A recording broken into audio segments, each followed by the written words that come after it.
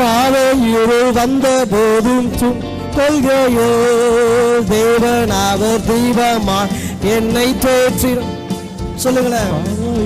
வந்து சூழ்ந்து கொள்கையில் தேவன் அவர் தீபமா என்னை தேற்றினார். ஆனந்தம் கொள்ளுவேன் அவரை நான் பாடுவேன் உயிருள்ள நாள் வரையும். அல்லேலூயா. ஆனந்தம் கொள்ளுவேன் அவரை நான் பாடுவேன் உயிருள்ள நாள் வரையும்.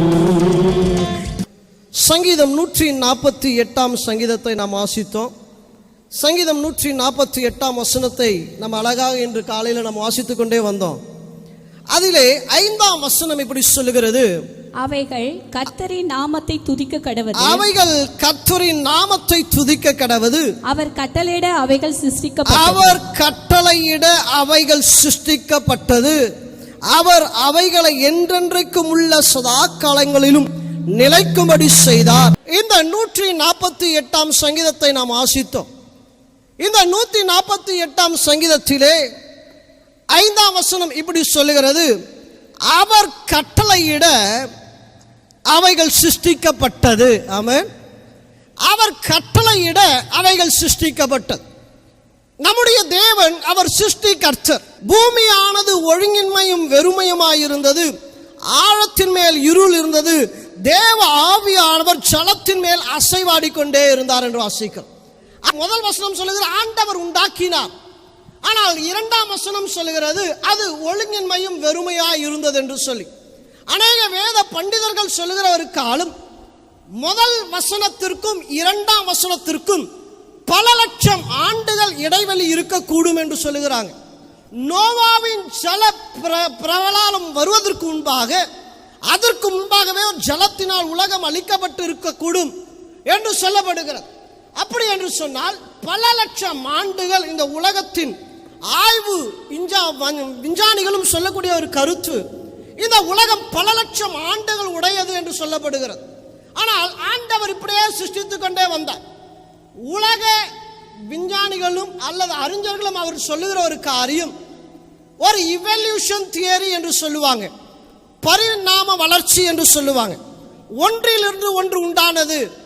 உலகத்தில் ஒரு செல் உண்டானது, அதிலிருந்து பலவிதமான கடல் வாழ் ஜீவனங்கள் பெருகினது. அதிலிருந்து நிலத்தில் வாழுகிற காரியங்கள் பெருகினது. அப்படி ஒன்றொன்றாக மாறி மாறி கடைசியாக மனிதன் உண்டாக்கப்பட்டான் என்று சொல்லப்படுகிறது. ஆனால் இங்க வேத வசனம் என்ன சொல்லுகிறது என்று சொன்னால் 20ஆம் வசனத்திலே ஆண்டவர் 19ஆம் வசனம் சொல்லுகிறது, சாயங்காலமும் விடியற்காலமாகிய 4ஆம் நாள் ஆயிற்று. ஒன்றொன்றாக ஆண்டவர் சிருஷ்டித்துட்டே வராரு. 4ஆம் நாளிலே அங்க வசனம் இப்படி சொல்லுகிறது, பின்பு தேவன் நீந்தும் ஜீவ ஜந்துக்களையும் பூமியின் மேல் வானம் என்கின்ற ஆகாய விரிவிலும் பறக்கும் பறவைகளையும் ஜலமானது திரளாய் ஜனிப்பிக்கத்தக்கதாக கடவது என்றார். மகா மச்சங்களையும் ஜலத்தின் தங்கள் தங்கள் ஜாதிகளின்படியே திரளாக ஜனிப்பிக்கப்பட்டது. சகலவித நீர்வாழ் ஜந்துக்களையும் சிறகுள்ள ஜாதி ஜாதியான சகலவித பட்சிகளையும் சிருஷ்டித்தார். தேவன் அது நல்லது என்று கண்டார். ஆண்டவர் படைத்தார். எப்படி படைத்தார் என்று சொன்னால் ஜாதி ஜாதியாய் படைத்தார். ஜாதின்னா நம்ம இருக்கிற மாதிரி இவன் இந்த ஜாதி அந்த ஜாதி அல்ல, அது என்ன ஸ்பீஷியஸ் என்று சொல்லுவாங்க. இப்போ ஒரு பூனை ஜாதி என்று சொன்னால் நம்ம வீட்டில் வளர்க்கிற பூனையில இருந்து சிங்கம் புலி வரைக்கும் அது பூனையின் இனம் என்று சொல்லப்படுகிறது. இப்படி ஜாதி ஜாதியாக தேவன் படைத்தார். அதே வண்ணமாக மீன்களிலும் அல்லது மிருகங்களிலும் இப்படி பலவிதமான வெரைட்டிஸ், அதாவது ஸ்பீஷியஸ் அல்லது தமிழ்ல என்ன சொல்லுவாங்க,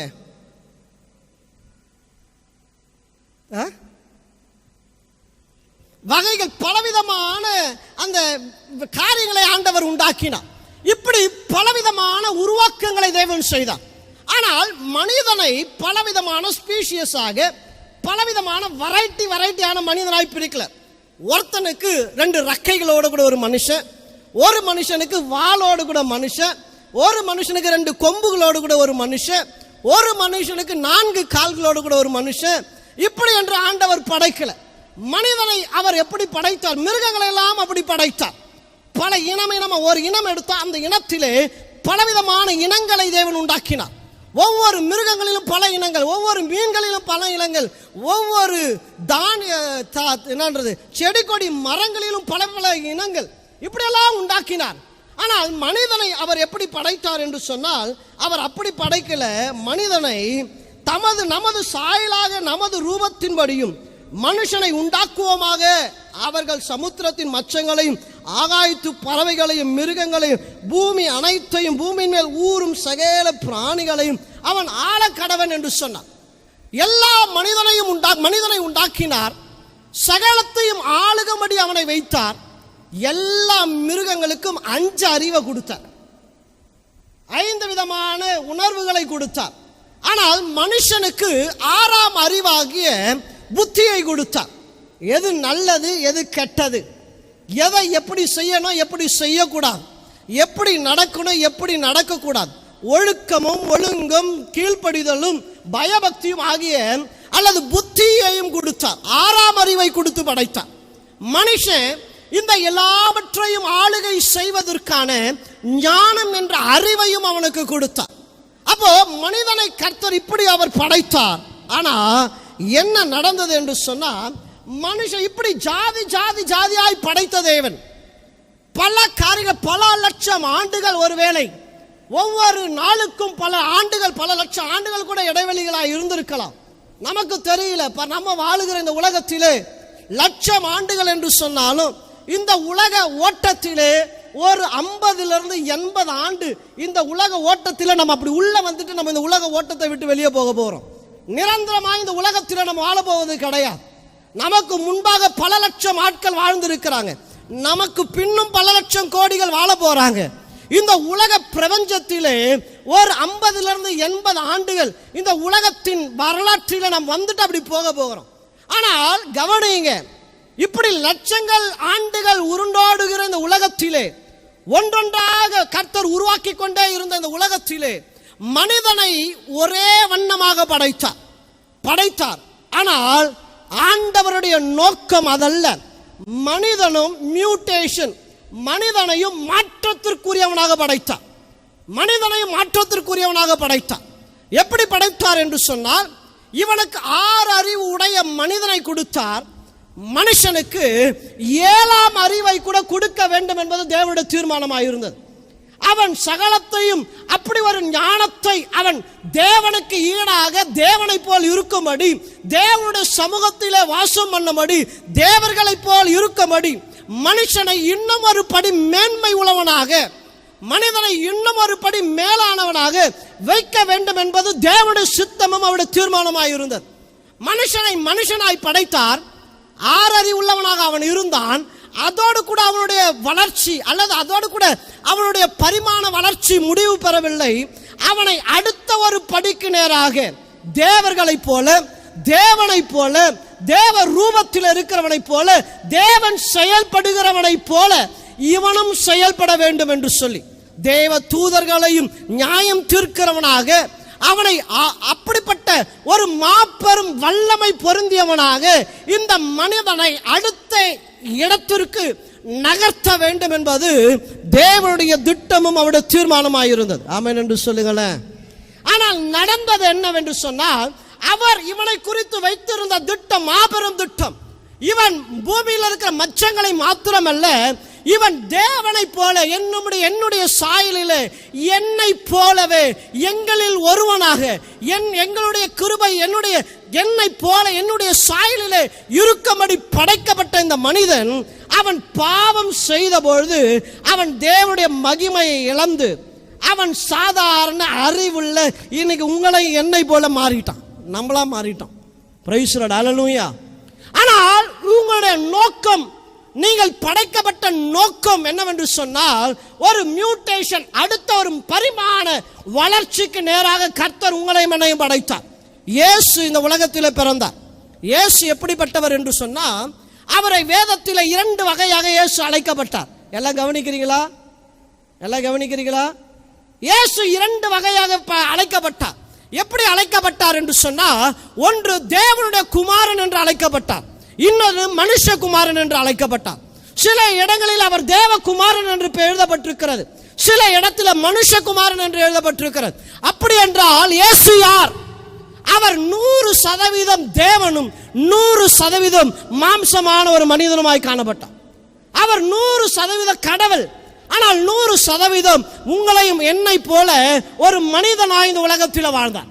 அப்போ அடுத்த மியூட்டேஷன், அடுத்த பரிணாம வளர்ச்சி, அடுத்த ஒரு வேற விதமாய் நம்முடைய அடுத்த ஒரு ஸ்பீஷியஸ் என்று சொன்னா, நான் சொல்லுவேன் நீங்களும் நானும் இன்னைக்கு ஒரு மனுஷனா இருக்கிறோம் என்று சொன்னா, நாம் 100% மனிதனாக இருக்கிறோம், 100% கடவுளை போல, கடவுளுடைய சாயலிலே தேவனை போல இருக்கும்படி தேவன் நம்மை உண்டாக்கி இருக்கிறார். ஆமென் என்று சொல்லுங்களேன், சொல்லுங்களேன், ஆமென் என்று சொல்லுங்களேன். ஒரு சம்திங் நியூ. இது நம்மள இங்க அப்போஸ்தலனாகிய பவுல் சொல்லும்போது சொல்லுகிறாங்க, இப்ப நாம இப்படி இருக்கிறோம், இனி எப்படி இருப்போம் என்று நாம் அறியோம் என்று வேதத்தில் வாசிக்கிறோம். அப்ப கர்த்தர் நம்மை மேலானவர்களாக, மகிமை உள்ளவர்களாக, அல்லது தேவனுக்கு இணையானவர்களாக ஆண்டவர் நம்ம எப்படி அழைத்தார் தெரியுங்களா? என்னை விசுவாசிக்கிறவன் நான் செய்கிற கிரியைகளை அவனும் செய்வான், அல்லது என்னை ஏற்றுக்கொள்கிறவன் எத்தனை பேரோ அத்தனை பேரும் என்னுடைய பிள்ளைகள் ஆகும்படிக்கான அதிகாரத்தை தருகிறேன் என்று எழுதப்பட்டிருக்கிறது. அப்ப நாம் எப்படிப்பட்டவர்கள் என்று சொன்னா, நாம் ஆறறிவு பெற்ற மனிதனை பார்க்கலாம் இன்னும் ஒரு படி மேலானவர்களாக we are muted, அல்லது இன்னும் ஒரு பரிமாண வளர்ச்சியுடையவர்களாக கர்த்தர் நம்மை உருவாக்கி இருக்கிறார். கரங்களை தட்டி ஆமென் என்று சொல்லுவோமே. நான் இன்னைக்கு யோசித்தேன், நான் ஒரு பிரசங்கம் பண்ணும் போது நான் யோசிப்பேன். இன்னைக்கு யோசித்தேன், ஒன்று யோசித்தேன், ஆனால் ஒரு தடவை கூட நான் பண்ணது கிடையாது. இன்னைக்கு யோசித்தேன், ஒரு 10 பிள்ளைங்களை ஏலியன்ஸை போல வேஷம் தரித்து உங்கள் மத்தியில் ஓட விடணும்னு நினைச்சேன். ஏன்னா எப்படி அவர்கள் வேற உலகத்தை சார்ந்தவர்களோ அதே வண்ணமாக நீங்களும் நானும் இந்த பூலோகத்திற்குரியவர்கள் அல்ல, நாம் வேற உலகத்தை சார்ந்தவர்களாக இருக்கிறோம். நாம் நம்முடைய அக்காவை போல, அண்ணனை போல, மாமனை போல, மச்சனை போல, நம்முடைய நண்பர்களை போல அல்ல. அவங்களாம் மனுஷன் என்று சொன்னால், நாம் 100% மனிதனாய் இருந்தாலும் 100% நாம் தெய்வத்துவனுடைய தன்மைகளை உடையவர்களாக, தேவனுடைய சாயலை உடையவர்களாய் நாம் காணப்படுகிறோம். ஆமென் என்று சொல்லுங்களேன், சொல்லுங்களேன் ஹல்லேலூயா, சொல்லுங்களேன் ஹல்லேலூயா, சொல்லுங்களேன் ஹல்லேலூயா. 1 கொரிந்தியர் 5ஆம் அதிகாரம் 17ஆம் வசனத்தை வாசிப்பில் ஆனால் எடுத்து வாசிங்க. 1 கொரிந்தியர் 5ஆம் அதிகாரம் 17ஆம் வசனம். மன்னிக்கும், 2 கொரிந்தியர் எடுங்க. இப்படி இருக்க ஒருவன் கிறிஸ்துவுக்குள் இருந்தால் புது சிருஷ்டியாய் இருக்கிறான், பழையவைகள் ஒழிந்து போயின, எல்லாம் புதிதாய். இங்க கவனிங்க, இங்கே அப்போஸ்தலனாகிய பவுல் கொரிந்தியர் சபைக்கு எழுதும்போது எழுதுகிறார். அவர் சொல்லுகிறாங்க, ஒருவன் இப்படி இருக்க, ஒருவன் கிறிஸ்துவுக்குள் இருந்தால் அவன் எப்படிப்பட்டவனா இருக்கிறான் என்று சொன்னா, புதிய ஒரு அல்லது புதிய சிருஷ்டியாக இருக்கிறான். அல்லது நம்ம இன்னைக்கு பார்க்கிறோம் பார்த்தீங்களா, மரபணு மாற்றப்பட்ட காய்கறிகள் என்று சொல்லுகிறாங்க. மரபணு மாற்றப்பட்ட சில விதமான விலங்குகளை பார்க்கிறோம், அல்லது மரபணு மாற்றப்பட்ட கத்திரிக்காவை பார்க்கிறோம், கேரட்டை பார்க்கிறோம், பலவிதமான பல வகைகளை பார்க்கிறோம். இங்க வேதம் சொல்லுகிறது, ஒருவன் கிறிஸ்துவுக்குள் இருந்தால் அவன் மரபணு மாற்றப்பட்டவனாக அவன் மனுஷன்தான், ஆனால் அவன் மனுஷன் கிடையாது. நான் சொல்றது புரியுதுங்களா உங்களுக்கு? அவன் முற்றிலும் புதிதாக்கப்பட்டவன், இஸ் a new creature. அவன் புதிய ஒரு சிருஷ்டி.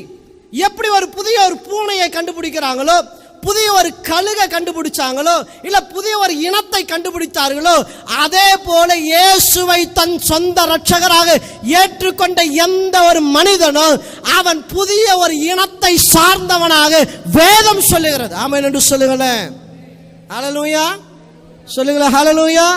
நீங்க யாரு? நீங்க யாரு? நீங்க நாடாரு கிடையாது, வன்னியரு கிடையாது, நீங்க இந்த ஜாதி அந்த ஜாதி கிடையாது. நீங்க யார் என்று சொன்னா, நீங்கள் மரபணு மாற்றப்பட்ட அல்லது புதிய சிருஷ்டியா இருக்கிறீங்க, பழையவைகள் எல்லாம் ஒளிந்து போயின, எல்லாம் புதிதாயின. ஆமென் சொல்லுங்களேன். everything become new. ஆண்டவருடைய சிருஷ்டிப்பு பல லட்சம் ஆண்டுகளுக்கு முன்பாக முடிந்து போனதல்ல. ஆண்டவருடைய சிருஷ்டிப்பு இன்னைக்கு இப்பொழுது இந்த வினாடியும் இந்த ஆலயத்திற்குள் ஆண்டவருடைய உருவாக்குகிற வல்லமை கிரியை செய்து கொண்டே இருக்கிறது.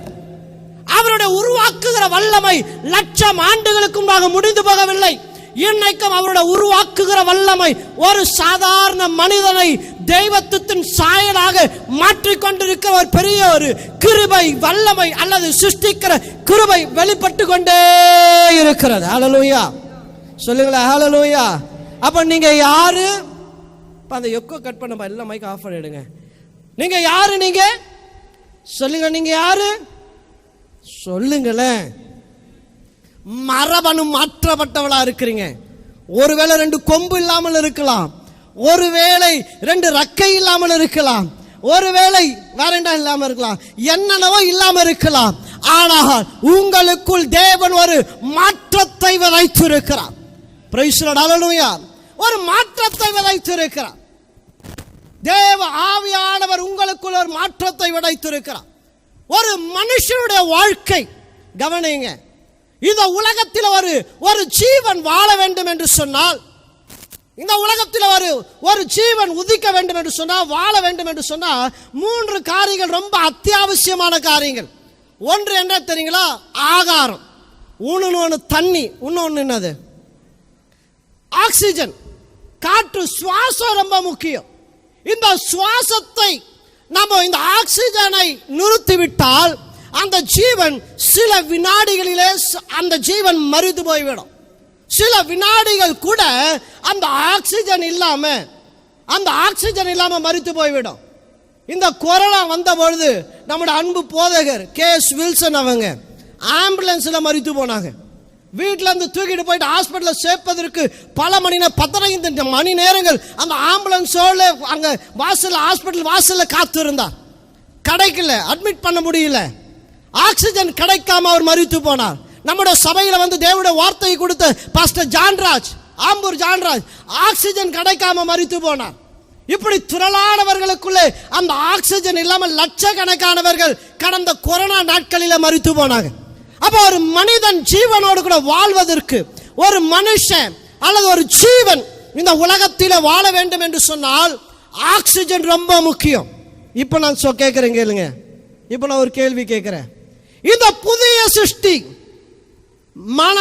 மரபணு மாற்றப்பட்ட, இயேசுவின் ரத்தத்தினாலே கழுவப்பட்ட, இயேசுவின் ரத்தம் ஓடுகிற, இயேசுவின் மாம்சத்தை உட்கொண்டிருக்கிற மரபணு மாற்றப்பட்ட இந்த புதிய ஜீவன், இந்த புதிய அந்த சிருஷ்டி, இந்த புதிய ஸ்பீஷியஸ் மனுஷன் கிடையாது.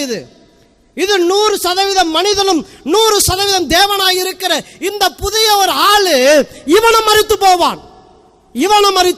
எப்போ, எப்படி, ஏன் எதனால மரிக்க முடியும் சொல்லுங்க. ஒன்னே ஒன்று சொல்லுங்க. அதுதான் இன்னைக்கு என்னோட செய்தியா இருக்க போகிறது. மைக் வச்சிருக்கிற நகோமி சொல்லுங்க முதல்ல. எல்லாரும் வாய் அசைக்கிறீங்க. யார் வாய் அசைக்கிறது எனக்கு ஒன்றும் புரியல. எதனா ஒன்று சொல்லுங்களேன். சொல்லுங்க. நீங்க என்ன சொல்றீங்களோ அதுதான் எனக்கு செய்தி. நீங்க கரெக்டா சொல்லணும். Praise the lord. ஹல்லேலூயா. பாவம் செஞ்சா மரிச்சு போயிடும். பாவம் செய்த அதெல்லாம் என் செய்தி. தெளிட்டு வேற பாவம் ஒன்று ரொம்ப முக்கியம். எப்படி ஒரு ஆக்சிஜன் ஒரு உயிர் வாழ்வதற்கு அந்த சுவாசம் எவ்வளவு முக்கியமோ அதுக்கு ஈக்குவலாக முக்கியமான ஒரு காரியம் உண்டு. இந்த மனுஷன் அவன் தேவனை போல இருக்க, இந்த மனுஷன் அவன் தேவனாய் இருக்க, இந்த மனுஷன் தேவ சாயலில் இருக்க, இயேசு 100% மனிதனாகும் 100% தேவனாய் இருந்ததை போல நீங்களும் நானும் அப்படியே இருக்க ஒன்று மிக மிக அத்தியாவசியமான ஒன்று உண்டு. ரொம்ப யூஸ்ஃபுல். அது இல்லாட்டா நீங்க 100% தேவனாய் இருப்பதற்கு சாத்தியமே கிடையாது. அது அவ்வளவு பிரமாண்டமானதும் அது அவ்வளவு முக்கியமானதும் அது நீங்க 10,000 முறை கேள்விப்பட்டதுதான் இருக்கு. அது என்னன்னு கொஞ்சம் சொல்லுங்களேன். பரிசுத்த ஆவியான வண்டர்ஃபுல். ரொம்ப சந்தோஷம் பிரதர். இந்த பரிசுத்த ஆவியானவர் ரொம்ப முக்கியம். ஆனா இந்த பரிசுத்த ஆவியானவர் நம்ம ரட்சிக்கப்பட்ட நாளிலே இந்த ஆவியானவர் நமக்குள்ள கடந்து வருகிறார். ஆனா இந்த பரிசுத்த ஆவியானவர் நமக்குள்ள வந்தாலும் அவரால் செயல்பட முடியல. ஏன் செயல்பட முடியலன்னு சொன்னா இருக்கிறாரு, ஆனா செயல்பட முடியல. ரோமர் 1ஆம் அதிகாரத்திலிருந்து 8ஆம் அதிகாரம் வரைக்கும் வாசிக்க வேண்டாம். நீங்கள் வாசிக்கும் போது ஒரே ஒரு காரியம் நடக்கும். அங்க ஒரு யுத்தத்தை குறித்து எழுதப்பட்டிருக்கும். என்னன்னா மாம்சத்திற்கும் ஆவிக்கும் நடக்கிற ஒரு யுத்தம். இதை என்னால ஜெயிக்கவே முடியல. மாம்சத்தையும் சரீரத்தையும் சரீரத்தின் இச்சைகளையும் அதே போல என் ஆத்துமாவையும் என் எண்ணத்தையும் என் மன விருப்பத்தையும் என்னுடைய யோசனைகளையும் என் திட்டங்களையும் இந்த ஆவியோடு கூட போட்டிப்படவே முடியல. ஆவியான மனுஷன் தோற்று போயிட்டே இருக்கிறான். மாம்சம் ஜெயிச்சுட்டே இருக்கிறது. என்னுடைய சுயம் ஜெயித்து கொண்டே இருக்கிறது. மாம்சம் அது பலமுள்ளதாக இருக்கிறது. ஆவியால ஒண்ணுமே பண்ண முடியல. ஏன் முடியலன்னா ஏன் முடியல? இன்னைக்கு உங்களுக்குள் இருக்கிற ஆவியானவர் செயல்படவே முடியல. ஏன் முடியலன்னா உங்களுடைய ஆத்துமாவுக்கான ஆகாரத்தையும் அல்லது உங்களுடைய ஆவிக்கான ஆகாரமாகிய வேதத்தையும் வசனத்தை நீங்கள் வாசிக்காம உங்களுக்குள் இருக்கிற ஆவியை உங்களால் பலப்படுத்தவும் முடியாது. உங்களுக்குள் இருக்கிற ஆவியானவர் உங்களோட மாம்சத்தையும் உங்களோட சரீரத்தையும் மேற்கொள்ள முடியல. அவர் அப்படியே இருக்கிறார். நேற்று தினத்தை நான் யோசித்தேன். பால் இருக்கு, தயிரும் இருக்கிறது. ஒரு பால் தயிராக மாறணும்னா என்ன பண்ணுவோம்னா கொஞ்சம் என்ன பண்ணுவோம், கொஞ்சம் அந்த தயிரை அதில் கொஞ்சம் போட்டுருவோம். அவ்வளோ இருக்கு. அது என்னன்னா ஒரு சில நிமிடங்களிலே அல்லது ஒரு சில மணி நேரங்களிலே அது என்னவாகும் என்று சொன்னால் அது தயிராக மாறிவிடும். அதே போலதான் ஆவியானவர் நமக்குள் இருக்கிறார். இதற்கு கொடுக்க வேண்டிய ஆகாரத்தை நாம் கொடுப்போமானால் அவர் நம்மை கனத்திற்குரியவராக தேவன் மாற்றி விடுவார். அல்லேலூயா. இங்க கவனிங்க, அதுவும் என்னுடைய கேள்விக்கான பதில் அல்ல. ஆவியானவர் நமக்குள்ள இருக்கிறார். ஆனால் 100% மனிதனாய் இருக்கிற நாம் இந்த ஆவியானவர் நமக்குள் அசைவாட வேண்டும் என்று சொன்னால், இந்த சர்வத்தையும் படைத்த தேவன் நமக்குள் தங்கி தாபரிக்க வேண்டும் என்று சொன்னால், அந்த தேவத்துவத்தின் மகிமையெல்லாம் நமக்குள் அப்படியே வந்து நிறைந்திருக்க வேண்டும் என்று சொன்னால், அந்த தேவனே நமக்குள் வாசமாய் இருக்க வேண்டும் என்று சொன்னால், நாம் செய்ய வேண்டிய மிக மிக முக்கியமான காரியம் என்னவென்று சொன்னால் ஒரு காரியம் உண்டு. அதை தான் நான் இன்னைக்கு பேச போறேன். என்ன சொல்லிட்டுங்களேன், இவ்வளோ சொல்லிட்டேன், இப்பயாச்சும் சொல்லுங்க. மூளைக்கு கொஞ்சம் வேலை கொடுத்தா தானே யோசித்தா தானே தெரியும். நீங்கள் ஏதோ சொல்லுங்கள், நாங்கள் கேட்டுட்டு போகிறோம். போன வாரம் காட்டேஜ் பேரில் பேசுகிறேன். அடுத்த வாரம் வந்து கேட்டேன், நான் என்ன பேசுனேன்னு கேட்டால் ஒருத்தருக்கும் தெரில. சரி, அவங்களுக்கு தெரிலன்னு சொல்லிட்டு நான் யோசிக்கிறேன், எனக்கும் ஞாபகத்துக்கு வரல, என்ன பேசுனே மறந்து போச்சு. இப்படி இருந்தால் எப்படி? அப்போ என்ன விஷயம் என்று சொன்னால், கர்த்தருடைய வார்த்தையை அனுதினமும் நம் தியானிப்பது நமக்கு ரொம்ப அவசியம். இன்னைக்கு கூட நான் ஜெபிச்சுட்டே வந்த, ஆண்டவரே ஏசப்பா என்னை மறைத்திருங்க ஐயா, பேசுறது யாரனா இருக்கட்டும், ஆனால் உங்களுடைய வார்த்தை உங்களுடைய ஜனத்திற்குள்ளே போக வேண்டும். ஹல்லேலூயா சொல்லுங்களேன். ஹல்லேலூயா, பிரைஸ் தி லார்ட். ஹல்லேலூயா. அப்ப 100% தேவத்துவத்தின் மகிமை அல்லது தேவனே நமக்குள் வாசமாய் இருக்க வேண்டும் என்று சொன்னால், அல்லது 100% மனிதனாய் இருக்கிற நாம் தேவனுடைய சாயலிலே தேவனை போலவே தேவன் நமக்குள் அசைவாடுகிறவராக நம்முடைய வாழ்க்கை மாற்றப்பட வேண்டும் என்று சொன்னால் ரொம்ப ரொம்ப ரொம்ப சிம்பிளான ஒரு காரியம். நான் சொன்னா இதை தான் நான் சொல்லிட்டு இருக்கீங்கன்னு நினைப்பீங்க, அவ்வளவு ஒரு சிம்பிள். ஆனா இன்னைக்கு அநேகருக்குள் இல்லாத ஒரு காரியத்தை தான் 1 யோவான் 4ஆம் அதிகாரத்தில் 7ஆம் வசனத்தில் நம்ம வாசிங்க. 4:7 ஒருவர் அன்பாய் இருக்க கடவும், ஏனெனில் அன்பு தேவனால் உண்டாயிருக்கிறது, அன்புள்ள எவனும் தேவனால் பிறந்து அவரை அறிந்திருக்கிறார். Very simple. ஆண்டவர் நமக்குள் வாசம் பண்ண வேண்டும் என்று சொன்னால், இன்னைக்கு ஆண்டவர் நமக்குள் இருந்து 100% தேவனுடைய சாயலிலே நாமும் செயல்பட வேண்டும் என்று சொன்னால், தேவன் உருமாற்றின அந்த தன்மை நமக்குள் இருக்க வேண்டும் என்று சொன்னால், தேவனை போலவே நாமும் செயல்பட வேண்டும் என்று சொன்னால், இங்க யோவானிலே வாசிக்கிறோம், நாம் தேவனால் பிறந்து அவரை அறிந்திருக்கிறோம். ஏனெனில் அன்பு தேவனால் உண்டாயிருக்கிறது, அன்புள்ள எவனும் தேவனால் பிறந்து அவரை அறிந்திருக்கிறான். ஆமென் சொல்லுங்களா? ஹல்லேலூயா.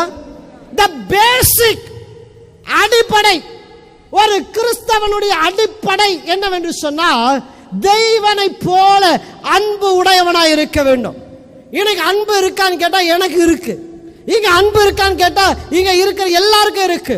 ஏன்னா என் மனைவியை நேசிக்க, என் பிள்ளைகளை நேசிக்க, என் வேலையை நேசிக்க, என் படிப்பை நேசிக்க, எனக்குரியவளை நேசிக்கிற இருக்கிறது. ஆனால் தேவனுடைய அன்பு அதல்ல. மனுஷ அன்பு, எனக்கு என்னை நேசிக்கிறவளை நேசிப்பது மனுஷ அன்பு.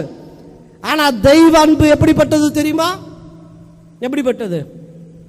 என்னை பகைக்கிறவனை நேசிப்பது, என்னை திட்டவனை நேசிப்பது, என்னை அடிக்கிறவனை நேசிப்பது, என்னை ஏமாற்றுகிறவனை நேசிப்பது, என்னுடையவைகளை எடுத்துக்கொள்கிறவனை நேசிப்பது, எனக்கு துரோகம் பண்ணுகிறவனை நேசிப்பது, எனக்கு பின்னாடி குழி வெட்டுறான், எனக்கு தெரியுது, இந்த ஆள் என் கூட இருந்தவன், இவன் கூட பல காரியங்களை நான் பேசி இருக்கிறேன், ஆனா இப்பொழுது இவன் எனக்கு பின்னாக குழி வெட்டுகிறான், என்னை அசிங்கப்படுத்துகிறான், ஆனாலும் நான் நேசிக்கிறேன். ஏன் நேசிக்கிறேன் என்று சொன்னால், தெய்வ விதமான அன்பு எனக்குள் இருக்கிறது. ஹல்லேலூயா சொல்லுங்க. ஹல்லேலூயா. இங்கே வசனம் எப்படி சொல்லுகிறது? 8ஆம் வசனம் சொல்லுகிறது, அன்பில்லாதவன் தேவனை அறியான், தேவன் அன்பாகவே இருக்கிறார். அப்ப ஒருவனுக்குள்ள தெய்வ விதமான அன்பு இல்லாவிட்டால் தேவனை அவன் அறிந்து கொள்ளவே இல்லை, தேவன் அவனுக்குள் இல்லவே இல்லை. இதே அதிகாரத்தில் இன்னும் ஒரு வசனத்தை கூட நான் வாசிக்க விரும்புகிறேன். 12ஆம் வசனம் வாசிங்க. தேவனை ஒருவரும் ஒருபோதும் கண்டதில்லை, ஒருவனும் கண்டதில்லை. நாம் ஒருவரிடத்தில் ஒருவர் அன்பு கூர்ந்தால், தேவன் நமக்குள் நிலைத்திருக்கிறார், அவருடைய அன்பும் நமக்குள் பூரணப்படும். தேவன் எப்பொழுதையா எனக்குள் நிலைத்திருப்பார்? எப்பொழுது நிலைத்திருப்பார்? திருத்துவ தேவன், பிதாவாகிய தேவனுக்கு இணையாயிருக்கிற, குமாரனாகிய இயேசுவுக்கு இணையாயிருக்கிற, இந்த பரிசுத்தாவியாகிய தேற்றன ஆளனாகிய இந்த திருத்துவ தேவனிலே ஒரு தேவன் உங்களுக்குள் தங்கி தாபரித்து நிலைத்திருக்க வேண்டும் என்று சொன்னால், நீங்க தேவனை உங்களுக்குள் வைத்திருக்கிற மனிதனாக நீங்க வாழ வேண்டும் என்று சொன்னால், நீங்க புதிய சிருஷ்டியாக நீங்க வாழுகிறீர்கள் என்று சொன்னால், அது எப்போ சாத்தியம் என்று சொன்னால், நீங்கள் தேவனை போல் அன்பு உடையவர்களாக நீங்கள் இருந்தால் தான் அது சாத்தியம். ஆமென் ஹல்லேலூயா. என் மனைவியை நேசிப்பேன், எங்க அப்பாவை நேசிப்பேன், என் குடும்பத்தை நேசிப்பேன். ஐயா, எனக்கு விரோதமாக எழும்பினா நான் அவனுக்கு விரோதமாக எழும்புவேன். எனக்கு விரோதமாக ஒரு வார்த்தை பேசினா நான் அவனுக்கு முன்பாக 1000 வார்த்தைகளை பேசுவேன். எனக்கு துரோகம் ஆனா நான் அவனுக்கு துரோகம் பண்ணுவேன். ஆனா ஆண்டவர் சொல்லுகிறாங்க, நான் உனக்குள்ள நிலைத்திருக்க வேண்டும் என்று சொன்னார். 100% தேவ ஆவியானவர் உங்களுக்குள் வாசம் பண்ண வேண்டும் என்று சொன்னார். இங்க வசனம் இப்படி சொல்லுகிறது. 12ஆம் வசனத்தை வாசித்தோம். அவர் தேவன் நமக்குள் நிலைத்திருக்கிறார். அங்க சொல்லப்பட்ட நாம் ஒருவரிடத்தில் ஒரு அன்பு கூர்ந்தால் அல்லது அன்பு கூர்ந்தால் தேவன் நமக்குள் நிலைத்திருக்கிறார், அவருடைய அன்பு நமக்குள் பூரணப்படும். ஹல்லேலூயா சொல்லுங்களா. ஹல்லேலூயா. அன்பு இல்லாதவன் அவன் கிறிஸ்தவனும் அல்ல, அன்பு இல்லாதவன் அவன் புதிய சிருஷ்டியும் அல்ல. அன்பு இல்லாதவனுக்குள்ளே தேவ ஆவியானவரும் தங்கி தாபரிக்கவும் மாட்டார். அன்பு இல்லாதவனால் இந்த சபைக்கும் பயனில்லை, தேவனுக்கும் பயனில்லை.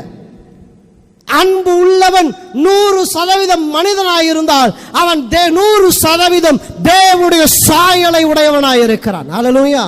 அங்க 13ஆம் வசனம் இன்னும் அழகாக எழுதப்பட்டிருக்கிறது. அவர் நம்முடைய ஆவியில் நமக்கு தந்தருளினாலே நாம் அவரிலும் அவர் நம்மிலும் நிலைத்திருக்கிறதை அறிந்திருக்கிறோம். பாருங்க, அங்க வசனம் இப்படி சொல்லுகிறது, அன்பு கூர்ந்தால் தேவன் நமக்குள் நிலைத்திருக்கிறார். நம்முடைய ஆவியில் நமக்கு தந்தருளினதினாலே, அவர் தம்முடைய ஆவியில் நமக்கு தந்தருளினாலே நாம் அவரிலே அவர் நம்மிலும் நிலைத்திருக்கிறதை அறிந்திருக்கிறோம். ஹல்லேலூயா. அவர் என்னில இருக்கிறாருங்க, நான் அவரில இருக்கிறேங்க. அவரும் நானும் ஒன்றாய் இருக்கிறேங்க. அந்த தேவனே சர்வத்தையும் படைத்த அந்த சர்வ சிருஷ்டிகர் எனக்குள் வாசமாய் இருக்கிறாருங்க. எப்ப வாசமாய் இருப்பார் என்று சொன்னால், தேவனை போலவே அன்பு உள்ளவர்களாய் இருந்தால், தேவனை போல நம்மை பகைக்கிறவர்களையும், நம்மை பார்த்து தூஷிக்கிறவர்களையும், நம்மை பார்த்து முகம் திருப்பி கொண்டு போகிறவர்களையும், நம்மை வெட்கப்படுத்துகிறவர்களையும், அவர்களையும் நேசிக்கத்தக்க ஒரு மறு ரூபத்தின் அன்பு நமக்குள்ள இருந்துட்டா, எனக்கு சிலரால் என்ன பண்ண முடியல தெரியுங்களா? தங்களோட மாமியாரை நேசிக்க முடியல. சிலரால தங்களுடைய மருமகனை நேசிக்க முடியல. கசப்பு, வைராக்கியம். சிலரால தங்களுடைய அதிகாரியை நேசிக்க முடியல. ரோட்ல போய் இன்னைக்கு ஒரு கவர்மெண்ட் ஸ்டாஃப் ஒரு வேலைக்கு போகிற, நம்ம வேலை நடக்கல, அவனை நேசிக்க முடியல. நமக்கு விரோதமாக கேஸ் போட்டு நம்மை அலைய விடுறான் பத்தியில, நேசிக்க முடியல. நம்மை தொல்லை கொடுக்கிறவனை நேசிக்க முடியல. இங்க வேதம் சொல்லுகிறது, தெய்வத்தின் அன்பு ஒருவனுக்குள் இருந்தால் மாத்திரமே தேவன் அவனுக்குள் நிலைத்திருக்க முடியும். ஹல்லேலூயா சொல்லுங்களேன், ஹல்லேலூயா. இன்னைக்கு இன்னும் சில காரியங்களை நான் சொல்லி நான் முடிக்க விரும்புகிறேன். இந்த அன்பு இல்லாவிட்டால் நீங்க தேவனை அறியவும் இல்லை, தேவன் யார் என்ற அறிவு கூட இல்லை. சர்ச்சுக்கு வர்றீங்க, பாட்டு பாடுறீங்க, ஆராதிக்கிறீங்க, கவனிங்க. வேகமாய் பாட்டு பாடுவதினாலே, கை தட்டுவதினாலே, வாத்திய கருவிகளை வாசிப்பதினாலே தேவ ஆவியானவர் உங்களுக்குள் வருகிறார் என்று நீங்க நினைக்காதீங்க. வேதம் சொல்லுகிறது, தேவன் ஒருவருக்குள் நிலைத்திருக்க வேண்டும் என்று சொன்னால் அவனுக்குள் தேவ விதமான அன்பு ஒருவனுக்குள்ளே இருக்க வேண்டும். மாயமானமான கிறிஸ்தவ வாழ்க்கை தான் இன்னைக்கு அநேகருடைய வாழ்க்கையா இருக்கிறது. மாயமானம். அன்பின் வேஷத்தை தரித்து கொண்டு அன்பிற்குரிய தன்மைகளில் ஒன்றுமில்லாதவளா இருக்கிறாங்க. மன்னிக்க தெரியல, மறக்க தெரியல, அந்த காரியங்களை ஒரு பொருட்டா என்ன தெரியல. இன்னைக்கு தேவனுடைய பிள்ளைகள் 100% தேவனுடைய சாயலை உடையவளாய் இருந்து தேவனை போல செயல்பட வேண்டிய நீங்களும் நானும் இன்னைக்கு ஒரு மனுஷனை போல அறிவுதான் நம்முடைய ஞானமாய் காணப்படுகிறது. தேவ பலனற்றவளாய் இருக்கிறோம். ஏன் இருக்கிறோம் என்று சொன்னால், இன்னைக்கு தெய்வ விதமான அன்பில் குறை உள்ளவளாய் இருப்பதினாலே தேவன் உங்களுக்குள் வாசமாக இல்லை என்று வேதம் சொல்லுகிறது. ஹல்லேலூயா சொல்லுங்களேன், ஹல்லேலூயா. நீங்க அதே அதிகாரத்திலே, நீங்க 4ஆம் அதிகாரத்திலே 16ஆம் வசனத்தை வாசிப்பீர்களானால் வாசிங்க. தேவன் நம்மேல் வைத்திருக்கிற அன்பை நாம் அறிந்து விசுவாசித்திருக்கிறோம். தேவன் அன்பாகவே இருக்கிறார். அன்பில் நிலைத்திருக்கிறவன் தேவனில் நிலைத்திருக்கிறான், தேவனும் அவனில் நிலைத்திருக்கிறார். பாருங்க, இன்னும் நான் பார்த்தால் தேடினால் வேதத்தில் நூற்றுக்கணக்கான வசனங்களை நான் சொல்லிக்கிட்டே போலாம். நூற்றுக்கணக்கான வசனங்களை கோடிட்டு காண்பிக்கலாம். இங்க வசனம் என்ன சொல்லுகிறது என்று சொன்னா, தேவன் அன்பாகவே இருக்கிறார். எப்படி இருக்கிறாரு? பக்கத்துல கரங்களை பிடித்து சொல்லுங்க, தேவன் எப்படி இருக்கா பிரதர் சிஸ்டர்? எப்படி இருக்கிறாரு சொல்லுங்களேன், எப்படி இருக்கிறாரு? அவர் அன்பாகவே இருக்கிறார். அன்பில்லாதவன் தேவனை அறியான். தேவன் அன்பாகவே இருக்கிறார். It's a muted. கசப்பு இருந்ததையா, வைராக்கியம் இருந்ததையா, கோபம் இருந்ததையா, மன்னியாமை இருந்ததையா, புறம் கூறுதல் இருந்ததையா, உலகத்தின் பல காரியங்கள் எல்லாம் இருந்தது. ஆனா அவைகளெல்லாம் நான் விட்டுவிட்டேன். அவனை பகைப்பதற்கு 1000 காரணம் இருக்கிறது, அவனை வெறுப்பதற்கு 1000 காரணம் இருக்கிறது. ஆனால் அதெல்லாம் ஏன் விட்டேன் தெரியுங்களா? தேவன் ஆவியானவர் எனக்குள் வாசம் பண்ண வேண்டும் என்று சொல்லி பகைப்பதற்கு 1000 காரணங்கள் இருந்தோம். அதை தூக்கி குப்பையாக எண்ணுகிறேன். ஏன்னா ஆண்டவருடைய ஆவியானவர் எனக்குள் வாசம் பண்ண வேண்டும். அவர் எனக்குள் நிலைத்திருக்க வேண்டும். நான் அல்ல, எனக்குள் நான் எல்லாம் பழையவைகள் எல்லாம் ஒளிந்து போயின, எல்லாம் புதிதாயின. ஹல்லேலூயா.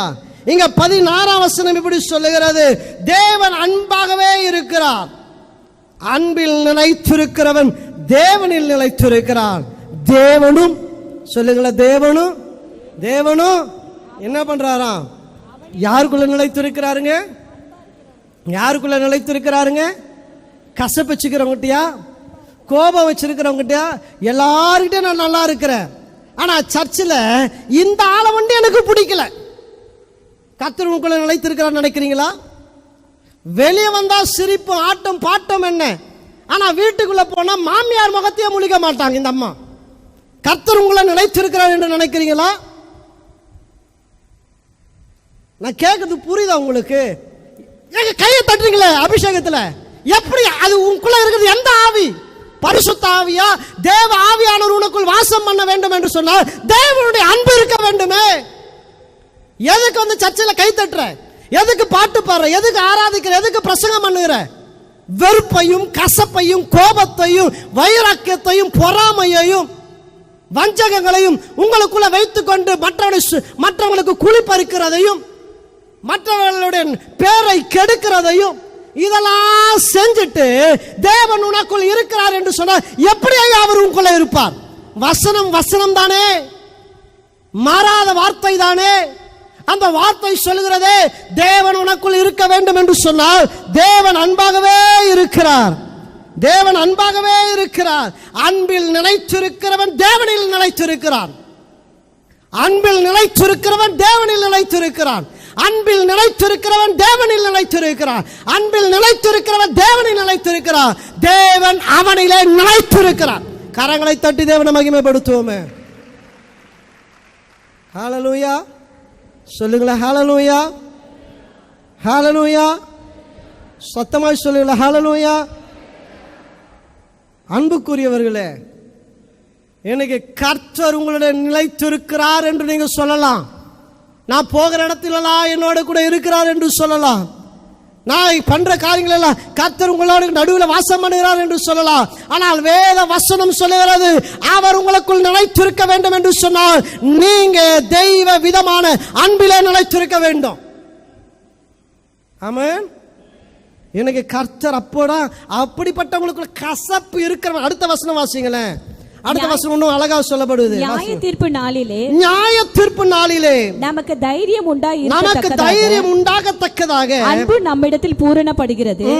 ஏனென்றால் அவர் இருக்கிற பிரகாரமாக நாமும் இவ்வுலகத்தில் இருக்கிறோம். ஆமென். நீங்க பாருங்க, நியாய தீர்ப்பு நாளிலே நமக்கு தைரியம் உண்டாகத்தக்கதாக, அதல்லது நித்தியத்திலே பரலோக ராஜ்யத்திலே அந்த அக்கினியும் கந்தகமும் எரிகிற கடலுக்கு பரலோகத்திற்கு போக நிற்கும் போது ஐயோ என்ன நடக்க போகுது தெரியல, மரண பயம். அடுத்த நிமிடம் என்ன நடக்க போகுது தெரியல. பரலோகமா மரணமா நரகமா நடக்கிறது என்னன்னு தெரியல. அப்பொழுது அங்க சொல்லப்படுது அன்பு நம்மிடத்தில் பூர்ணப்படுகிறது. ஏனென்றால் அவர் இருக்கிற பிரகாரமாய் நாமும் இருப்போம். அல்லேலூயா. இந்த உலகத்திலே தேவன் எப்படி அன்பா இருந்தாரோ அதே அன்பின் திரு உருவமாக நீங்களும் நானும் இருக்கும் பொழுது இங்க வசனம் சொல்லுகிற அப்பொழுதுதான் நீங்க தைரியமாக அங்க போக முடியும். அப்ப அவர் எப்படி இருக்கிறாரோ அப்படியே நீங்களும் உருமாற்றப்படுவீங்க. The third mutation of the human. முதல் ஒரு கர்த்தர் சிருஷ்டித்தார் மனுஷனை. ஒரு புதிய ஒரு மறுபணவு மாற்றப்பட்டவளாக இன்னைக்கு நம்ம இருக்கிறோம். இன்னொரு மாற்றப்பட்டவளாக மாற போகிறோம். ஆனா இப்ப மாற்றப்பட்டால் அப்ப மாற்றப்படுவதற்கான தைரியத்தோடு கூட உங்களால் நிற்க முடியும். ஆமென் சொல்லுங்களேன். பகைப்பதற்கு 1000 காரணங்கள், நேர்மையான காரணங்கள் இருக்கலாம். உங்களுக்கு விரோதமாக எழும்பினது உண்மைதான், உங்களை பத்தி பேசினது உண்மைதான், அவங்களை குற்றம் சாட்டுவதற்கு 1000 காரணங்கள் இருக்கிறது உண்மைதான். நான் மறுக்கல. ஆனாலும் நீங்க எப்படி இருக்கு? உங்களுக்கு என்ன, அவங்களை பகைக்கணுமா அல்லது தேவன் உங்களுக்குள்ள நிலைத்திருக்க வேண்டுமா? அதான் இங்க கேள்வி. அவங்களுக்கு மூஞ்ச காமிக்கணுமா, அவங்களுக்கு முதுவா காமிக்கணுமா, அல்லது அவங்களுக்கு குழி வெட்டணுமா, அல்லது அவங்களுக்கு துரோகம் பண்ணணுமா, அவங்களுக்கு அநியாயம் பண்ணணுமா, அல்லது தேவன் உங்களுக்குள்ள நிலைத்திருக்க வேண்டுமா? நான் சொல்றது புரியுதுங்களா உங்களுக்கு? Praise the lord. ஹல்லேலூயா. இன்னும் அடுத்த வசனம் பாருங்க. அன்பிலே பயமில்லை, அன்பிலே பயமில்லை, பூரண அன்பு பயத்தை புறம்பே தள்ளும். பயமானது வேதனையுள்ளது, பயப்படுகிறவன் அன்பில் பூரணப்பட்டவன் அல்ல. கவனிங்க, பயம், இந்த பயமும் வெறுப்பும், கவனிங்க, இந்த பயமும் வெறுப்பும் இந்த கசப்பு இதெல்லாம் என்ன பண்ணுதுன்னா, பிசாசானவன் உங்களுக்குள் வருவதற்கான வாசலை திறக்கிறது. It opens the door. இந்த பயம், இந்த கசப்பு, நீங்க ஒருத்தர் இடத்துல கசப்பு வைத்தால் கூட, ஒருத்தர் இடத்துல மன கசப்பை, நான் திருப்பி திருப்பி சொல்றேன், அவங்க மேல கசப்பை வைப்பதற்கு உங்களுக்கு நியாயமான காரணங்கள் உண்டு, இல்லை என்று நான் மறக்கல. ஆனால் இந்த கசப்பை நீங்கள் வைத்தால், இந்த பயத்தை வந்தா, இது என்ன பண்ணுது என்று சொன்னால் 100% பிசாசுக்கு உங்கள் வாழ்க்கையிலே வாசலை திறந்து கொடுக்கிறது. It opens the door. உங்களுக்கு சுகம் கிடைக்கலங்க, உங்க வாழ்க்கையில் நன்மை உண்டாகலங்க, உங்க வீடு போராட்டம் நிறைந்ததா இருக்கிறது, உங்க வீட்டுக்குள்ள 24 மணி நேரம் சண்டை, உங்க வீட்டில் நல்லதே நடக்கல, ஏதோ ஒரு, நான் போன வாரம் நான் சொன்னேன் புட்லூர்ல, யாரும் யாருக்கும் போயிட்டு மந்திரமே பண்ண வேண்டாங்க. மந்திரம் தந்திரம் பிசாசு பில்லிசுமே வேண்டாம். இவங்களே உங்க சொந்த செலவில் சூனியம் வச்சுக்கிறாங்க. நான் சொல்றது புரியுதுங்களா? இவங்களே உங்களுக்கு, இவங்களே பிசாசு, வாயா வாயா பிசாச வாயா உள்ள வாயா, என் வீடு திறந்து இருக்கு, என் வாழ்க்கை திறந்து இருக்கு, கம் இன். வீட்டில் சமாதானம் இல்லை, சந்தோஷம் இல்லை, ஒரு காரியமும் விளங்கல, நல்லா இல்லை, வியாதி வியாதி வியாதி, ஒரு வியாதி மாறினால் அடுத்த வியாதி, ஒரு போராட்டம் முடிவதற்குள்ள அடுத்த போராட்டம், நிம்மதியற்ற வாழ்க்கை, நிம்மதியற்ற ஒரு வாழ்க்கை. ஏன் தெரியுமா? கசப்பை, வைராக்கியத்தை, கோபத்தை, எரிச்சலை பிசாசானவன் உங்களுடைய வேலையிலே, உங்க குடும்பத்திலே, உங்க வாழ்விலே அவன் அசைவாடுவதற்கான எல்லா வழிகளையும் நீங்கள் திறந்து வைக்கிறீங்க. சவுல் அவன் பெரிய ஒரு அரசன், அவன் அவ்வளவு பெரிய அரசன். அவனை குறித்து வேதத்தில் நீங்க வாசிக்கும் போது 1 சாமுவேல் 18ஆம் அதிகாரம் 18ஆம் அதிகாரத்தை நீங்க வாசிப்பீங்களா? 15ஆம் வசனம் வாசிங்க. அவன் மகா புத்திமானாய் நடக்கிறதை சவுல் கண்டு அவனுக்கு பயந்திருந்தான். பாருங்க, இவன் பயந்திருந்தான். யாருக்குன்னா தாவீது. 16ஆம் அதிகாரம் 14ஆம் வசனத்தை வாசிங்களேன். அங்க சொல்லப்படுகிறது, வாசிங்க. கர்த்தருடைய ஆவி சவுலை விட்டு நீங்கினார். கர்த்தரால் வரவிடப்பட்ட ஒரு பொல்லாத ஆவி அவனை கலங்க பண்ணி கொண்டிருந்தது. பாருங்க, பொல்லாத ஆவி அவனை கலங்க பண்ணிட்டு, என்னைக்கு கீழ்படியாம, என்னைக்கு பயம், என்னைக்கு ஒரு விதமான பொறாமை, கசப்பு, வைராக்கியம் இருந்தா அப்படியே அது வாதலை திறந்து கொடுத்தது. எனக்கு அன்புக்குரியவர்களே, எனக்கு தேவ ஆவியானவர் உங்களுக்குள்ளே அசைவாடி கொண்டே இருக்கிறார். ஆமென் சொல்லுங்களேன். தேவ ஆவியானவர் அசைவாடி கொண்டே இருக்கிறார்.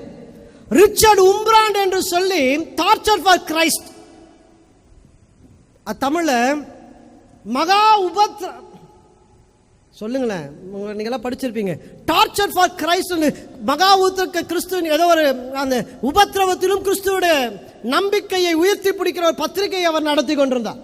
ரிச்சர்ட் உம்ப்ராண்ட் என்று சொல்லி, ருமேனியா தேசத்திலே ரஷ்யாவின் ஆளுகைக்குள்ள இருந்த ஒரு இடம். அவர் அந்த இடத்துல ஒரு ஊழியக்காரர், அவர் அந்த அம்மாவும் சபை திரளாய் அப்படியே இருக்கு. அந்த இடத்துல கம்யூனிசம் வந்துடுச்சு. கம்யூனிசம் ஸ்ட்ராங் ஆனதுன்னா எல்லாரும் ஸ்டாலினை புகழ்ந்து பேசுறாங்க சர்ச்சைக்குள்ள, ஊழியர் கூட்டத்தில். ஸ்டாலினை மோசேக்கு நிகராகவும் தேவனுக்கு நிகராகவும் உயர்த்தி பேச பேச இவரால் அந்த கூட்டத்தில் அமர்ந்து இருக்க முடியல. எல்லா சபையும், எல்லா ஊழியக்காரர்களும் கம்யூனிசத்திற்குள்ள போயிட்டாங்க. இப்ப இவரால் அங்க நிற்க முடியல. அவர் எழும்பினாராம் அந்த கூட்டத்திலே, ஓ ஊழியக்காரன, நீ எல்லாம் ஒரு ஊழியக்காரனா, எப்படி தேவனை மனுஷனுக்கு ஈடாக பேச முடியும் என்று அவர், இது சரியில்லை என்று சொல்லி ஊழியக்கார கூட்டத்தில் பேசியிருக்கிறார்.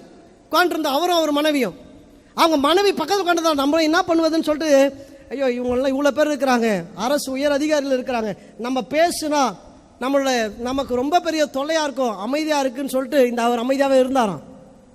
பக்கத்தில் அவங்க மனைவி கையை பிடிச்சி கேட்டாங்களாம், இவனுக்கு இப்படி தேவ தூஷணத்தை பேசிட்டு இருக்கிறாங்களே ஊழியக்காரங்க, நீ எப்படி நீ அமைதியாக உட்காந்துருக்கிற? அப்போ இவர் பக்கத்தில் ஒய்ஃபை பார்த்து சொன்னாராம், நான் எதனா வாயை திறந்து பேசுனா நாளைக்கு உனக்கு புஷம் இருக்க மாட்டான் என்று அவர் சொன்னாராம். உடனே இந்த அம்மா சொல்லிச்சான், அப்படிப்பட்ட புருஷன் எனக்கு இருக்கவே வேண்டான்னுச்சான். அப்படிப்பட்ட புருஷன் எனக்கு இருக்கவே வேண்டாம். அந்த வார்த்தை கேட்டதுமே அவருக்கு தூக்கி வாரி போட்டதுமே அவர் எழும்பி நின்று சொன்னாராம், நீங்களாம் மனுஷனா? எப்படி தேவனுடைய ஆலயத்திலே ஒரு மனிதனை தேவனுக்கு நிகராக தேவனை போல நீங்க பேச முடியும்? பேசினார். கூட்டம் முடிஞ்சது, எல்லாம் போயிட்டாங்க. அன்னையில இருந்து அவரை அப்படியே அவங்க அந்த கம்யூனிஸ்ட் மிலிட்டரி அவரை அப்படியே ஃபாலோ பண்ண ஆரம்பிச்சுதான். ஒரு குறிப்பிட்ட நாள் வந்தது, அவர் காணாத போய் விட்டார். யாருக்கு தெரியல, அவங்க மனைவிக்கு தெரியல, அவங்க பிள்ளைக்கு தெரியல, சபைக்கு தெரியல. இவர் பலவிதமான அண்டர் கிரவுண்ட் சபைகளெல்லாம் நடத்திட்டு இருந்தவர். இவர் காணாத போயிட்டார். அவர் எங்கன்னே தெரியல. தேடி தேடி பார்த்தாங்க, இல்ல. இவர் அரெஸ்ட் பண்ணி தூக்கிட்டு வந்து வச்சுட்டாங்களாம் ஒரு அறைக்குள்ள. அவருடைய வாழ்க்கை சொல்லப்படுகிறது, அவருக்கு எங்க பார்த்தா கலரே மறந்து போச்சான். சிமெண்ட் நிற கலர், இந்த மைக் இந்த மேல சிமெண்ட் கலர் தான். அவங்க யூனிஃபார்ம், செவுரு எல்லாம் இருட்டார.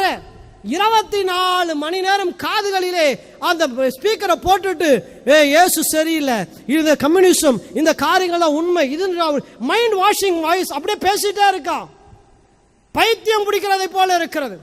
இப்பயாச்சும் சொல்லு. இல்ல, அடி அடி அடி என்ற அடி. ஒரு அறையில் அவங்க மனைவியை கொடுமைப்படுத்துறாங்க. அந்த சத்தம் கேட்குது. இப்ப நீ சொன்னா அவங்கள விட்டுறோம், இல்லைன்னா அவங்களுக்கு இதே நிலை தான். அவங்க நிலை என்னன்னு தெரியல, இவரால் முடியல.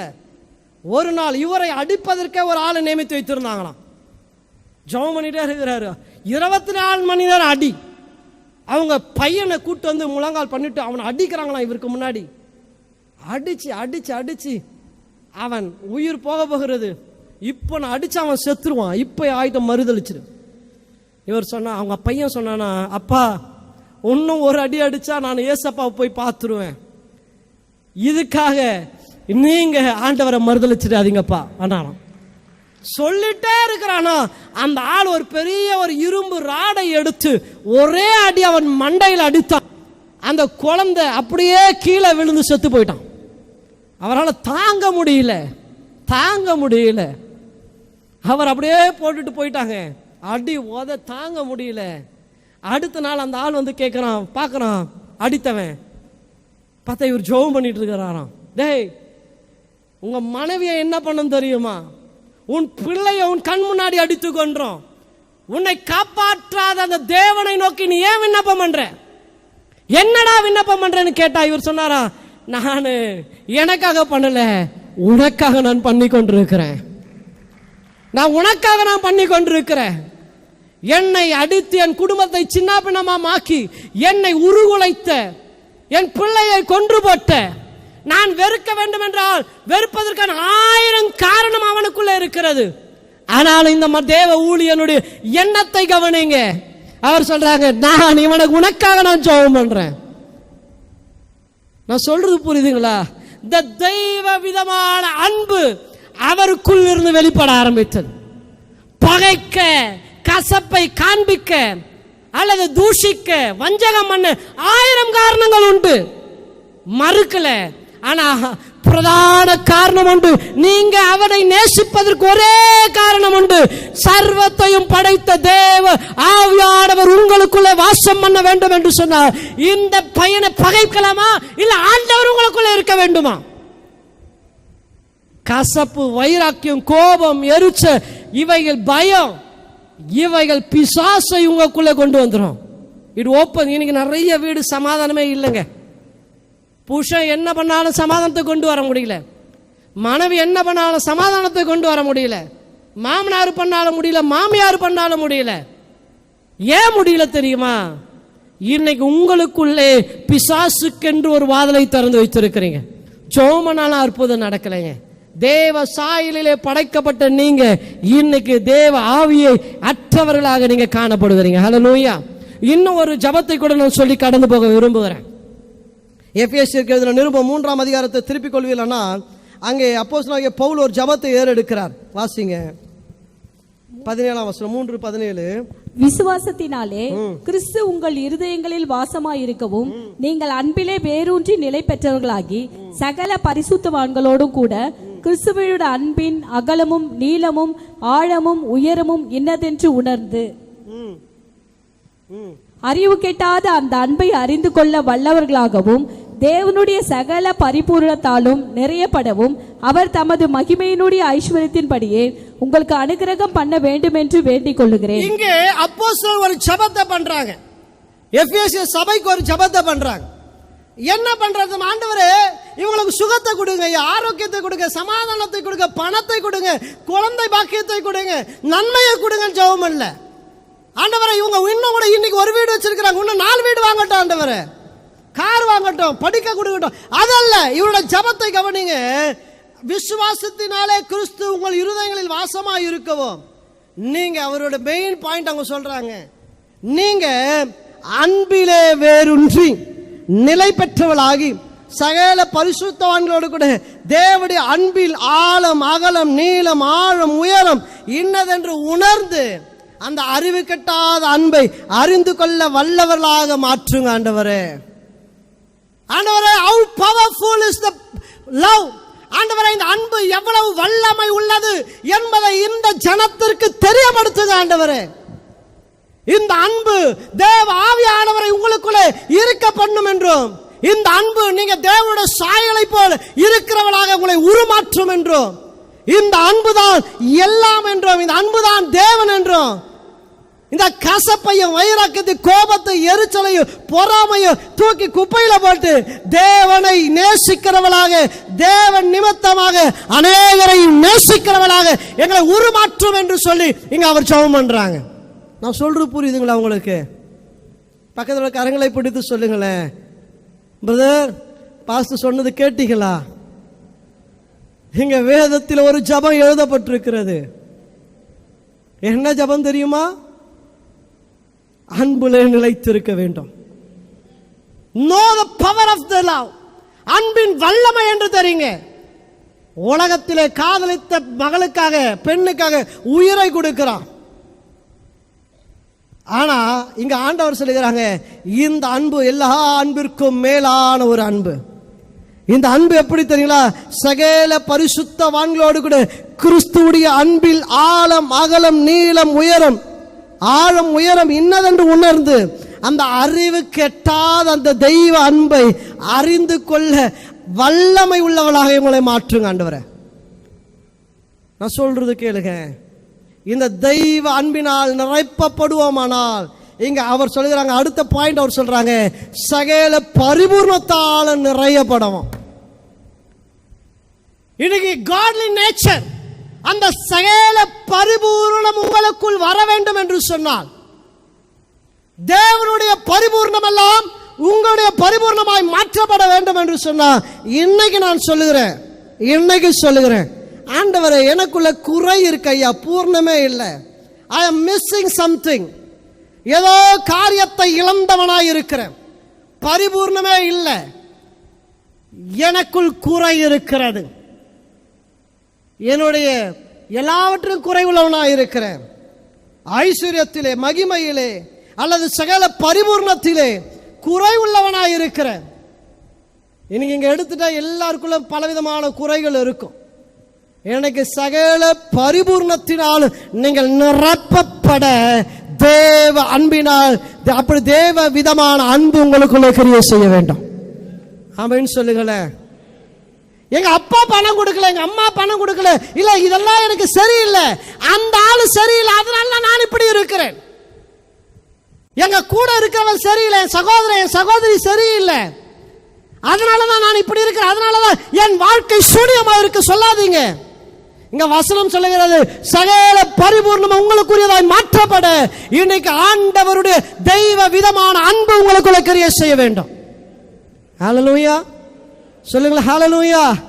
பகைக்கிறவரை நேசிங்க ஐயா. மூஞ்ச காட்டுறவங்களுக்கு மூஞ்ச காட்டாதீங்க. உங்களுக்கு விரோதமாய் எழும்புறவங்களுக்கு உங்களுக்கு விரோதமாய் எழும்பாதீங்க. உங்களை துன்பப்படுத்துறவங்களை துன்பப்படுத்தாதீங்க. உங்க பேரை டேமேஜ் பண்றவங்க பேரை நீங்க டேமேஜ் பண்ணாதீங்க. இன்றைக்கு கர்த்தருடைய ஆவியானவர் இங்க அநேகரோடு கூட பேசிக்கொண்டே இருக்கிறாங்க. உன்னுடைய பரிபூர்ணத்திலே குறை உள்ளவனாக, உங்களுடைய செயல்பாட்டிலே குறை உள்ளவனாக, உங்களுடைய காரியங்கள் வாய்க்காமல் இருப்பதற்கு காரணம் தெய்வ விதமான அன்பு உங்களுக்குள் குறை உள்ளதா இருப்பதினால் தான் என்று சொல்லி நான் இன்னைக்கு சொல்ல விரும்புகிறேன். ஹல்லேலூயா. இன்னொரு வசனத்தை கூட வாசிங்க. கலாத்தியர் 5ஆம் அதிகாரம் 6ஆம் வசனம். வேகமாய் நான் முடிக்கிறேன். கலாத்தியர் 5:6 வசனத்தை வாசிங்களேன். கிறிஸ்து இயேசுவினிடத்தில் விருத்த சேதனமும் விருத்த சேதனம் இல்லாமையும் ஒன்றுக்கும் உதவாது. அன்பினால் கிரியை செய்கிற விசுவாசமே உதவும். பாருங்க, நீ என்ன என்னன்னு சொல்லுவாங்க, என்ன பண்ணாலும் முடியாது, நீ தலைக்கீழ நின்னாலும் முடியாது. அங்க வசனம் வாசிங்க திருப்பியும். கிறிஸ்து இயேசுவினிடத்தில் விருத்த சேதனமும் விருத்த சேதனம் இல்லாமையும் ஒன்றுக்கும் உதவாது. அட, நான் 2 நாள் உபவாசம் இருக்கிறேன், வருஷத்துல ஒரு முறை வேதத்தை வாசித்து முடிக்கிறேன், அவுட்ரீச் மினிஸ்ட்ரி போறேன், சின்ன யானையை தூக்கிட்டு போறேன், நான் ஆராதனை நடத்துறேன், பாட்டு பாடுறேன், பிரசங்கம் பண்றேன், நான் என்னன்னாலும் பண்ணாலும் இங்க வசனம் சொல்லுகிறது, கிறிஸ்து இயேசுவிடத்தில் விருத்த சேதனமும் விருத்த சேதனை இல்லாமையும் ஒன்றுத்திற்கும் உதவாது. அன்பினால் கிரியை செய்கிற விசுவாசமே உதவும். ஆமென். எது உதவும்? எது உதவும்? கர்த்தர் உங்களுக்காய் கிரியை செய்யணும்னா எது கர்த்தர் எப்படி கிரியை செய்வாங்க? எது உதவும்? எது உதவும் சொல்லுங்களேன். எது உதவும்? காணிக்க போட்ட ஐயா, செவ்வாய்க்கிழமை கூட்டத்திற்கு வந்தேன் பிரதர், புதன்கிழமை காட்டேஜ் பிரேயருக்கு போனேன். நாத்திக் ஆண்டவர் சொல்லுகிறாங்க, எது உதவும்னா, கிறிஸ்துவுக்குள்ள எது உதவும்னா அன்பினால் கிரியை செய்கிற விசுவாசம் தான் உதவும். ஆமென். அன்பினால விசுவாசத்திற்கு கூட ஒரு பூஸ்ட் எதுன்னு கேட்டால் அன்பு தான். அதுதான் அடுத்த படிக்கு உங்களை தள்ளி கொண்டு போகிறது. ஆமென். சொல்லுங்களேன் ஹல்லேலூயா, சொல்லுங்களேன் ஹல்லேலூயா. இன்னொரு வசனத்தோட வாசிங்களேன். 1 யோவான் 3:14. நாம் சகோதரரிடத்தில் அன்பு கூறுகிறபடியால் மரணத்தை விட்டு நீங்கி ஜீவனுக்குட்பட்டிருக்கிறோம் என்று அறிந்திருக்கிறோம். சகோதரனிடத்தில் அன்பு கூறாதவன் மரணத்திலே நிலை கொண்டிருக்கிறான். அங்கே வசனம் நம்ம வாசித்துட்டே வந்தா அங்கே வசனம் வந்தா, நாம் சகோதரரிடத்திலே அன்பு கூறுகிறபடியினால், அல்லது இப்படி சொல்லுங்க, நான் அன்பு கூறுகிறபடினால் மரணத்தை விட்டு நீங்கி ஜீவனுக்கு உட்பட்டிருக்கிறோம் என்று அறிந்திருக்கிறோம். அன்பு கூறாதவன் என்ன பண்றானா? சத்தமா சொல்லுங்க. அன்பு கூறாதவன் கசப்பை வைத்திருக்கிறவன், மன்னிக்காதவன், கோபத்தை வைத்து கொண்டிருக்கிறவன், என்னங்க சொல்லுங்களேன், வாயை திறந்து சொல்லுங்களேன். இப்பயும் சொல்லனா, போன வாரம் நான் எங்கள் சர்ச்சில் கேட்ட மாதிரி தான், போன வாரம் என்ன பிரசங்கம் பண்ணனா எனக்கு தெரியல, அந்த கதை தான். வாயை திறந்து சொல்லுங்களேன். அன்பு கூறாதவன், சத்தமாய் சொல்லுங்களேன், அன்பு கூறாதவன் மரணத்திலே சாபத்திலே தரித்திரத்திலே சொல்லுங்களேன் நிலை கொண்டிருக்கிறான் என்று வாயத்தை நான் கேட்டேன். அன்பு கூறாதவன் எதிலெல்லாம் நிலைத்திருக்கிறான்? மரணத்தில் நிலைத்திருக்கிறான், சாபத்தில் நிலைத்திருக்கிறான். அன்பு கூறாதவனுடைய வாழ்க்கையில தரித்திரத்தில் நிலைத்திருக்கிறான், நன்மைகள் ஒன்றுமே உண்டாகாமல் நிலைத்திருக்கிறான், உயர்வில்லாமையில நிலைத்திருக்கிறான், தோல்வியில நிலைத்திருக்கிறான், உருப்படாதவனாக இருக்கிறான். ஏயா குறையை, 1000 குறையை சொல்வதற்கு காரணங்கள் உண்டு, நான் இல்லை என்று சொல்லல. ஆனா ஆண்டவர் சொல்லுகிறாங்க, நீ எப்படி இருக்கிற? உன் கையில உனக்கு ஒரு சவால் இருக்கிறது. என்ன சவால்னா, அவன் அப்படிதான், அவன் பண்பு, அவன் பிசாசின் பிள்ளை, அவன் அப்படிதான். ஆனா உன்னுடைய பண்பு என்ன? உனக்குள் தேவ ஆவியானவர் நிலைத்து இருக்க வேண்டும் என்று சொன்னார். நீங்க அன்பில நிலைத்து இருந்துதான் ஆக வேண்டும். ஹல்லேலூயா. இங்க தேவன் சொல்லப்படுகிறது, அன்பு கூறாதவன் தரித்திரத்திலும் பாவத்திலும் அல்லது சாபத்திலும் ஒன்றத்திற்கு உதவாதவனாக மரணத்திலே நிலைத்திருக்கிறான். தன் சகோதரனை பகைக்கிறவன் அல்லது சகோதரனை விடுங்கய்யா, பகைக்கிறவன் மனுஷன் கொலைபாதகனாக இருக்கிறான். மனுஷ கொலைபாதகன் எவனும் நித்திய ஜீவன் அவனுக்குள் நிலைத்திராது என்று அறிவீர்களா? பகைக்கிறவன், பக்கத்தில் கரங்களை பிடித்து சொல்லுங்களேன், பகைக்கிறவன், சத்தமா சொல்லுங்களேன், பகைக்கிறவன் பகைக்கிறதுக்கு 1000 காரணம் இருக்கலாம். அதையும் சொல்லுங்களேன். அவனை பகைக்கிறதுக்கு 1000 காரணம் இருக்கலாம். உண்மைதான். அவனை பகைப்பதற்கு 1000 நேர்மையான காரணங்கள் உண்டு, உண்மைதான், மாற்று கருத்து இல்லை. ஆனால் பைபிள் என்ன சொல்லுதுன்னா, பகைக்கிறவன் அவன் என்ன பண்ணுறானா, சத்தமாக சொல்லுங்க, மைக்கிலேயாச்சும் சொல்லுங்க, பகைக்கிறவன் மனுஷ கொலைபாதகனாய் இருக்கிறான், அவனுக்குள்ளே நித்திய ஜீவன் நிலைத்திராது. கரங்களை தட்டி தேவனை மகிமைப்படுத்துங்களேன். எதுக்கு கை தட்டுறீங்க? கொலைபாதகன், நித்திய ஜீவன். நீங்க தேவனுடைய பிள்ளை என்ற ஒரு துள்ளி கூட சொல்ல முடியாது. You are not at all a child of God. தேவன், நீ கிறிஸ்தவ பேர் இருக்கலாம், ஆபிரகாம்லாம், ஈசாக்குலாம், இல்லை யாக்கோபுன்னு சொல்லலாம், உன் கிறிஸ்தவ பேர்கள் இருக்கலாம். ஆனா கிறிஸ்துவாகிய தேவ ஆவியானவர் உன்னை புதிய சிருஷ்டியாய் ஆக்கின, மறுரூபமாக்கின, புதிய உடன்படிக்கையின் அடையாளத்தை கொடுத்த, உன்னை மறுவனவு மாற்றப்பட்டவனாக நீ மாற்றப்பட்டிருக்கிற நியூ ஸ்பீஷியஸாக சிருஷ்டிக்கப்பட்டவனாக, தேவன் பாதி மனுஷன் பாதியாக, அல்லது 100% தேவனாய் 100% மனுஷனாய் நீங்க வாழ வேண்டும் என்று சொன்னா ஒரே காரியம் தான் ரொம்ப முக்கியம். என்ன முக்கியம்? சத்தமாய் சொல்லுங்க, சத்தமாய் சொல்லுங்க. ஒவ்வொரு ஜீவன் போவதற்கு ஆக்சிஜன் இல்லைன்னா ஜீவன் போயிடும். அதே வண்ணமாக அன்பு இல்லாவிட்டால் நீங்க தேவனுடைய பிள்ளை என்பதில் ஒரு துள்ளி கூட சொல்ல முடியாது. அவனை பகச்சா இவனை பகச்சா அவங்க கூட நல்லா இருந்தோன்னு சொல்லாதீங்க. இங்க வசனம் சொல்லுகிறது, சகோதரனை பகைத்தால் பகைத்தால் பகைத்தால் அவன் கொலைபாதகனாய் இருக்கிறான். உன்ன அந்த வசனங்களை ஃபுல்லா வாசித்துட்டே போனான், நேரம் கிடையாது. இன்னும் ஒரு வசனத்தை கூட வாசிக்க விரும்புகிறேன். அந்த அதிகாரத்தை வாசித்துட்டே இருந்தா நிறைய சொல்லலாம், இன்னும் நேரம் இல்லை. இன்னும் 1 யோவான் 2ஆம் அதிகாரம் 9ஆம் வசனத்தை வாசிங்களேன். ஒளியிலே இருக்கிறேன் என்று சொல்லியும், ஒளியிலே இருக்கிறேன் என்று சொல்லியும் தன் சகோதரனை பகைக்கிறவன், இங்க கூட விடுங்களேன், சகோதரனை விடுங்களேன். ஒளியிலே இருக்கிறேன் என்று சொல்லியும், ஒளியில, ஐயா நான் சர்ச்சில் தான் இருக்கிற, பாட்டு கையில மைக்க கொடுங்க, நான் எப்படி பாடுறேன் பாருங்க. நான் ஒளியில தானையா இருக்கிறேன், நான் ஒளியில தானையா இருக்கிறேன், ஒளியில தான் இருக்கிறேன் என்று சொல்லியும் பகைக்கிறவன் அவன் இருளிலே இருக்கிறான் என்று வேதம் சொல்லுகிறது. ஆமென் சொல்லுங்க, ஆமென். அடுத்த வசனம் சொல்லுங்க, அது ரொம்ப அழகான வசனம். தன் சகோதரனிடத்தில் அன்பு கூறுகிறவன் ஒளியிலே நிலை கொண்டிருக்கிறான், அவனிடத்திலே இடறல் ஒன்றுமே இல்லை. ஆமென் சொல்லுங்க, ஆமென் என்று அங்க வசனம் சொல்லுகிறது. அன்பு கூறுகிறவன் ஒளியிலே நிலை கொண்டிருக்கிறான். ஸோ ஹவு பவர்ஃபுல் பாருங்களேன், எவ்வளவு வல்லமை உடையது. இது தேவனை உங்களுக்குள்ள வைக்கும். இந்த அன்பு கூறுகிறவன் அவனோட வாழ்க்கையே ஒரு ஒளி பிரகாசமான ஒரு வாழ்க்கையாய் மாறும். எனக்கு இருண்டு இருக்கு சார், பாஸ்டர் இருண்டு இருக்கு, என் வாழ்க்கையில் நன்மை உண்டாகுமா? வீட்டில் போனால் சண்டைக்கு அளவு இல்லை. சரி, வீட்டை விட்டு வெளியே போனாலும் சண்டைக்கு அளவு இல்லை, சமாதானம் இல்லை, சந்தோஷம் இல்லை. இருண்ட ஒரு வாழ்க்கை, இருண்ட ஒரு வாழ்க்கை. I am not happy at all. செத்தா நல்லா இருக்கும், சமாதானமே இல்லை, இருண்ட ஒரு வாழ்க்கை. எனக்கு வேதம் சொல்லுகிறது, உன் இருண்ட வாழ்க்கை மாற காரணம், இருண்ட வாழ்க்கையை உன் வாழ்க்கை இருக்க காரணம் அன்பில் குறைவுள்ளவனாக இருக்கிற.